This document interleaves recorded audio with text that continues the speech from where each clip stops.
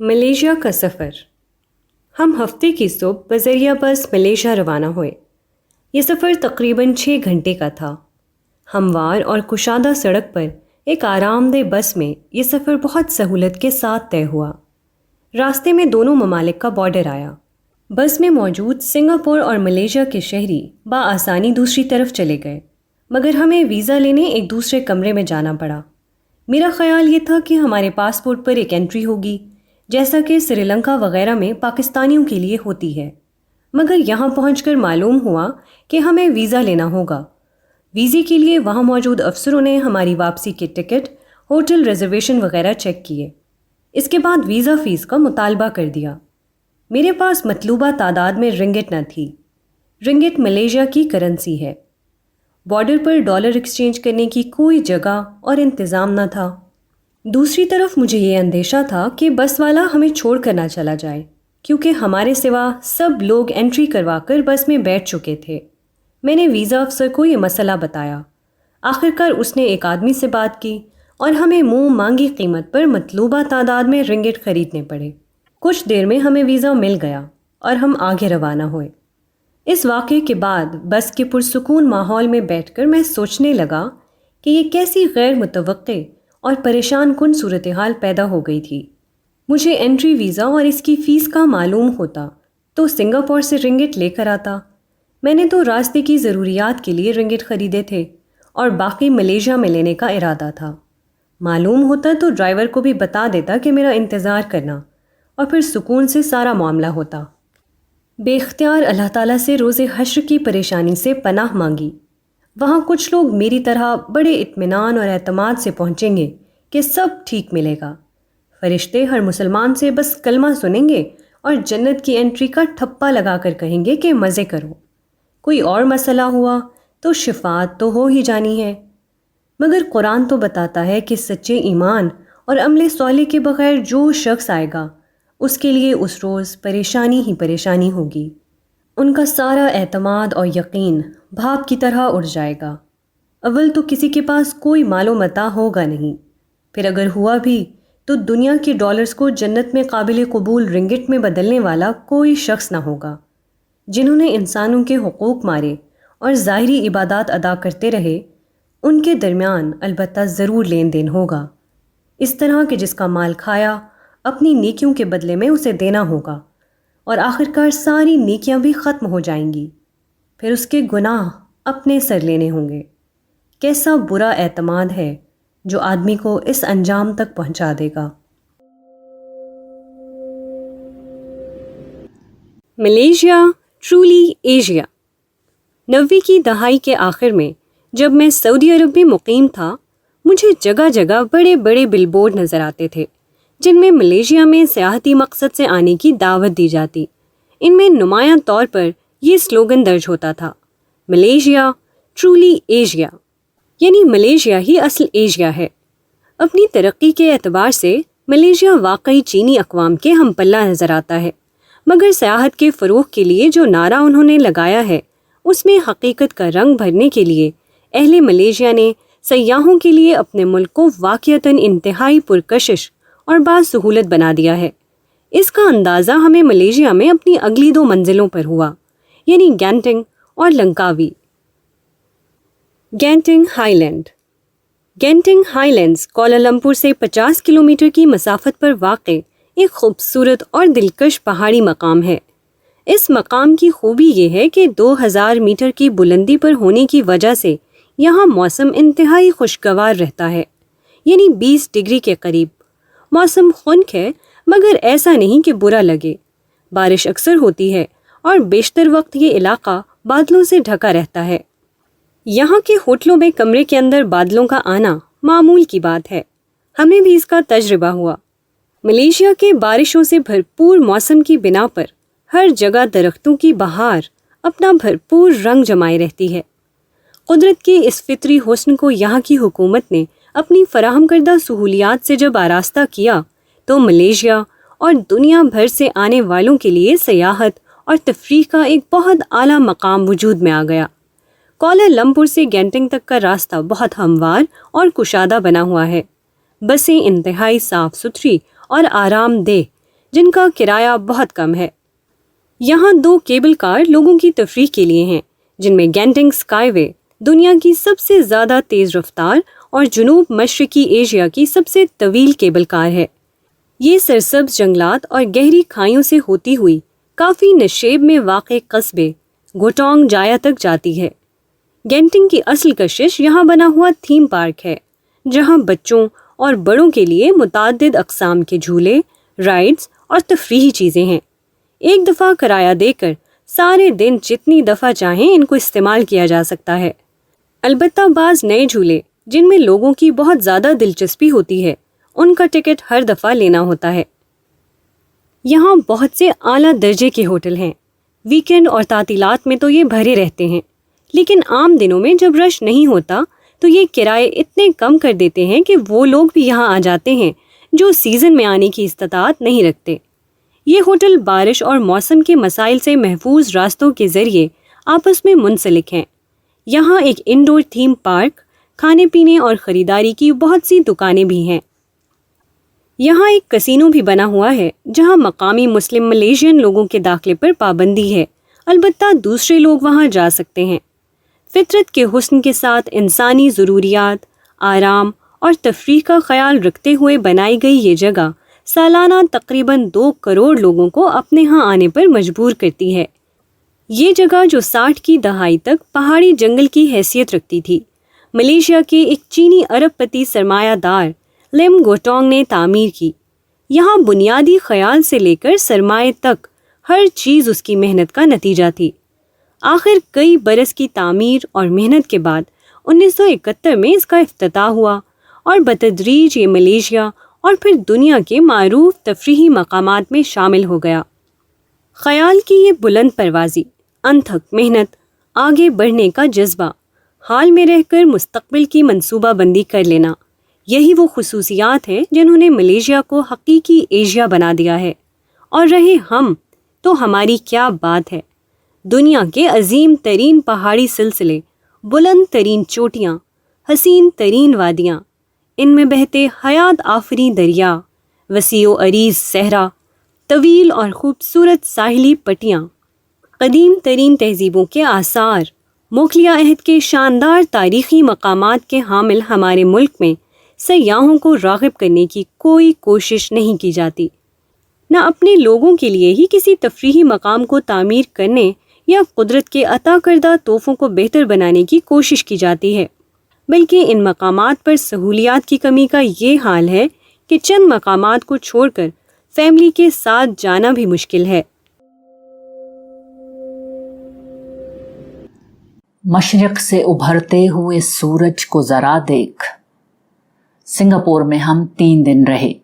ان 3 دنوں میں ہمارا واسطہ ایک گرمی برساتے سورج سے رہا، لیکن یہ سورج مشرق سے ابھر رہا تھا، اس لیے علامہ اقبال کے حکم کی تعمیل میں شعور کی آنکھ چھپکنے نہ دی۔ کھول آنکھ زمیں دیکھ، فلک دیکھ، فضا دیکھ، مشرق سے ابھرتے ہوئے سورج کو ذرا دیکھ۔ گو اس شہر کی بلند و بالا عمارات میں فلک اور فضا کم ہی نظر آتے تھے۔ جو نظر آتا تھا وہ مادیت کی بہار تھی یا اریانی کی یلغار۔ باقی جس انسان کو اقبال نے آنکھیں کھولنے کا مشورہ دیا تھا، اس کی روح شاید خدا بیزار ہو چکی ہے، اس لیے وہ اقبال کی اس نصیحت پر عمل کرنے کے قابل ہی نہ تھی جو انہوں نے اسی مارکۃ الآراء نظم میں اس طرح کی تھی۔ اس جلوائے بے پردہ کو پردوں میں چھپا دیکھ۔ خدا نے انسان کو اس دنیا میں بھیج کر اپنے آپ کو فطرت کے پردوں میں اس لیے چھپا لیا کہ اس کے مشتاق اس جلوائے بے پردہ کو لاکھ پردوں میں بھی پہچان لیں اور پیشانی کے بل اس کے سامنے گر پڑیں۔ لیکن مادیت کے اس دھوئیں نے آج کے انسان کے لیے خدا کے ہر منظر کو دھندلا دیا ہے۔ لیکن مجھے یقین ہے کہ قیامت سے قبل ایک دفعہ یہ دھند ضرور چھٹے گی۔ ایسے لوگ اٹھیں گے جو اپنے خون جگر سے تخلیق کیے گئے الفاظ میں خدا کی حمد، اس کی پاکی، اس کی کبریائی اور اس کی توحید کے وہ نغمے بکھیریں گے کہ ہر سلیم الفطرت شخص شک و شبے کی دھند کا سینہ چاک کر کے اپنے پروردگار تک جا پہنچے گا۔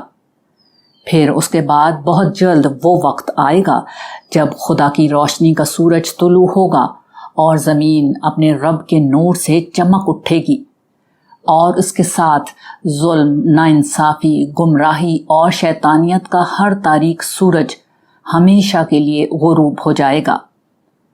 سنگاپور میں مادیت کی دھند کے باوجود دنیا کے نئے سیاسی منظر نامے کو مشرق کی سرزمین سے طلوع ہوتے سورج کے ذریعے سے ضرور دیکھا جا سکتا ہے۔ صاف نظر آتا ہے کہ کچھ عرصے قبل تک انتہائی پستی اور بدحالی کا شکار چینی نسل انسانیت کی امامت مغرب سے لے کر مشرق کو منتقل کرنے کے لیے تیار ہو چکی ہے۔ دور جدید کی امامت کا سورج آج ہر معنی میں مشرق سے طلوع ہو رہا ہے۔ معاشی میدان میں چینی اقوام کی پیش قدمی سے تو دنیا واقف ہے ہی، لیکن فوجی اور سائنسی میدان میں بھی وہ تیزی سے آگے بڑھ رہے ہیں۔ اسی سفر میں پاکستان واپس لوٹتے ہوئے معروف امریکی جریدے نیوز ویک کی ایک رپورٹ پڑھنے کا موقع ملا، جس میں بیان کیا گیا تھا کہ چین نے امریکہ کی مشرق وسطیٰ اور افغانستان میں توجہ کا فائدہ اٹھاتے ہوئے خاموشی سے بحیرہ چین میں واقع ہینن جزیرے پر ایک فوجی اڈہ قائم کر لیا ہے۔ اس اڈے پر بلاسٹک میزائلوں سے لیس ایٹمی آبدوزیں، بحری جنگی جہاز اور طیارہ بردار جہاز تعینات ہوں گے۔ اس اڈے کے ارد گرد پہاڑیوں کو کاٹ کر سرنگیں بنائی گئی ہیں تاکہ کسی سیٹلائٹ سے اڈے پر آبدوزوں کی آمد و رفت کا علم امریکہ کو نہ ہو سکے۔ اس طرح چین صرف بحیرہ چین ہی نہیں بلکہ بحر ہند کے اطراف میں واقع ممالک اور تجارتی شاہراہوں کی ناکہ بندی کے قابل ہو گیا ہے۔ جنگ عظیم دوم کے بعد سے اس خطے میں امریکی بحریہ کی برتری قائم تھی، جسے چین اب چیلنج کرنے کے قابل ہو گیا ہے۔ سنگاپور اس اعتبار سے چینی اقوام کا امام ہے کہ مشرق کی ترقی کا عمل سب سے پہلے اسی سرزمین پر شروع ہوا۔ 250 مربع میل کے رقبے اور 50 لاکھ سے کم آبادی کی یہ شہری ریاست تاریخی طور پر ملائیشیا کا ایک حصہ تھی۔ 19ویں صدی میں یہ جنگلات پر مشتمل ایک دلدلی علاقہ تھا۔ اس علاقے کی حالت اس وقت بدلنا شروع ہوئی جب 1819 میں یہ ایسٹ انڈیا کمپنی کے زیر انتظام آیا۔ کمپنی کا مقصد مشرق بعید، انڈیا اور یورپ کے درمیان پھیلی ہوئی اپنی تجارت کے لیے اسے ایک بحری اڈے کے طور پر استعمال کرنا تھا۔ 1959 تک یہ برطانیہ کے زیر انتظام ایک فری پورٹ کے طور پر کام کرتا رہا۔ 1963 میں ملائیشیا کے ساتھ شامل ہوا، مگر 2 برس بعد سیاسی اختلافات کی بنیاد پر اس نے مکمل آزادی حاصل کر لی۔ ملک کی مدبر اور مخلص قیادت نے، قارئین کو پاکستانی تناظر میں یہ الفاظ شاید کچھ نامانوس لگیں، جس کے لیے معذرت، لیکن جب تک قوم اپنے لیڈروں کا احتساب نہیں کرے گی، نااہل قیادت ہمارا مقدر رہے گی۔ فری پورٹ سے آگے بڑھ کر جلد ہی ملک کو ایک صنعتی پیداواری ملک بنا دیا اور یوں سنگاپور ایشیا کے ٹائیگرز میں شامل ہو گیا۔ ایشیا کی اس ٹائیگر کی ترقی کی عکاس صرف فلک بوس عمارتیں ہی نہیں بلکہ ان کا ٹرانسپورٹیشن سسٹم بھی ہے، جو کہ MRT کہلاتا ہے۔ یہ کسی اعتبار سے مغربی ممالک سے کم نہیں بلکہ کئی اعتبار سے ان سے بہتر ہے۔ ظاہر ہے یہ سب کچھ دیکھ کر اور اپنے وطن سے اس کا موازنہ کر کے میرا دل دکھا، خاص کر اس موقع پر جب MRT کی ٹرین میں بیٹھ کر دہشت گردی کے خلاف لوگوں کو ہوشیار رکھنے کے لیے بار بار نشر کی جانے والی ویڈیو دیکھی۔ لندن اور میڈرڈ میں ٹرین بم دھماکوں کے بعد دنیا بھر میں پبلک ٹرانسپورٹ نظام کے حوالے سے بہت احتیاط برتی جاتی ہے۔ ان دونوں جگہوں پر دھماکوں میں مسلمانوں ہی کا نام لیا گیا تھا، اس لیے جب یہ ویڈیو چلی مجھے یہ محسوس ہوا کہ میں مسلمان ہوں اور ہر شخص مجھے ہی دہشت گرد سمجھ رہا ہے۔ یہ صورتحال ہماری اس لیڈرشپ کا تحفہ ہے جو صرف نفرت اور جنگ کو ہر مسئلے کا حل سمجھتی ہے، جو صبر، حکمت اور دعوت کو بے معنی باتیں سمجھتی ہے، جو طاقت کے بغیر دشمن سے ٹکرا جانے کو بہادری سمجھتی ہے۔ اس کے برعکس وہ چینی قیادت ہے جو ٹکراؤ سے ہٹ کر تعمیر کے راستے پر چل رہی ہے، جو صرف اس میدان میں اتری ہے جہاں اس کی فتح یقینی ہو۔ اس مقصد کے لیے ان کا پہلا میدان معاشی ترقی تھی، دوسرا میدان تعلیم و تربیت ہے جس میں وہ مستقل آگے بڑھ رہے ہیں۔ فوجی میدان میں بھی ان کی دانشمندی اس واقعے سے عیاں ہوتی ہے جسے میں نے اوپر بیان کیا ہے کہ جو میدان انہیں خالی ملا اس میں انہوں نے خاموشی سے اپنا غلبہ قائم کر لیا۔ وہ جانتے ہیں کہ امریکہ مشرق وسطیٰ اور وسط ایشیا میں ان کی مداخلت گوارا نہیں کر سکتا اور نہ ہی وہ امریکہ کا مقابلہ کر سکتے ہیں۔ اس لیے انہوں نے ایک بہت بڑے اور مستقبل کے انتہائی اہم میدان یعنی بحر ہند پر اپنی برتری قائم کر لی جو بالکل خالی پڑا تھا۔ اس دنیا میں کامیابی کسی خوش قسمتی کا نتیجہ نہیں ہوتی، کامیابی اپنے امکانات سمجھنے اور انہیں استعمال کرنے کا نام ہے۔ چینی قوم نے اس فن کو سیکھ لیا ہے اور یہی ان کی ترقی کا راز ہے۔ زمین کے دو زیور۔ ملائیشیا میں داخل ہوتے ہی دو تاثر قائم ہوئے جو آخری وقت تک رہے۔ ایک یہ کہ درخت زمین کا زیور ہیں اور ملائیشیا کا چپا چپا اس زیور سے سجا ہوا ہے۔ دوسرا یہ کہ حیا عورت کا اصلی زیور ہے۔ یہ زیور سنگاپور میں جتنا کمیاب تھا یہاں اتنا ہی وافر موجود تھا۔ ملائیشیا میں ہر چھوٹی بڑی جگہ خواتین کام کرتی ہوئی نظر آئیں، مگر چینی نسل کی خواتین کے برعکس ہاتھ اور چہرے کو چھوڑ کر وہ مکمل طور پر ڈھکی ہوئی ہوتی تھیں۔ لباس کسی خاتون کی حیا کا معیار تو نہیں ہوتا، لیکن اس کا ایک اظہار ضرور ہوتا ہے۔ ملائیشیا کی خواتین نے اگلے ایک ہفتے میں ہمیں یہ بتایا کہ انتہائی گرمی کے موسم میں جب باریک، چست اور کم لباس کو دنیا بھر کی خواتین اپنی مجبوری بنا لیتی ہیں، باحیا خواتین نہ صرف گھر سے باہر انتہائی سخت موسم میں کام کر سکتی ہیں بلکہ لباس میں بھی اپنی حیا اور عفت کے تقاضوں کو ملحوظ رکھ سکتی ہیں۔ خدا کی نظر میں زمین کا اصل زیور یہی باحیا خواتین ہیں۔ کل قیامت کے دن خدا ان کو جنت کے زیور پہناتے وقت بہت سخاوت سے کام لے گا۔ اس سفر میں کئی پاکستانی خواتین نظر آئیں، کاش وہ بھی مقامی خواتین سے کچھ سبق سیکھ لیتی، وگرنہ لگتا یہی تھا کہ انہوں نے یہی سبق سیکھا ہے کہ ملک میں رہتے ہوئے جو رہی سہی پابندی ہوتی ہے اسے ایئرپورٹ پر چھوڑ کر آنا چاہیے اور جینز کی پینٹ اور بنیان پہن کر اپنے روشن خیال ہونے کا ثبوت دینا چاہیے۔ میری اہلیہ کے معاملے میں اس حوالے سے ایک دلچسپ چیز سامنے آئی۔ ملائیشیا میں ان سے کئی لوگ ملائی زبان میں مخاطب ہوئے۔ تھوڑے سے غور و فکر کے بعد اندازہ ہوا کہ یہ ان کے اور مقامی خواتین کے حیادار لباس کی مماثلت کی وجہ سے ہوا ہے۔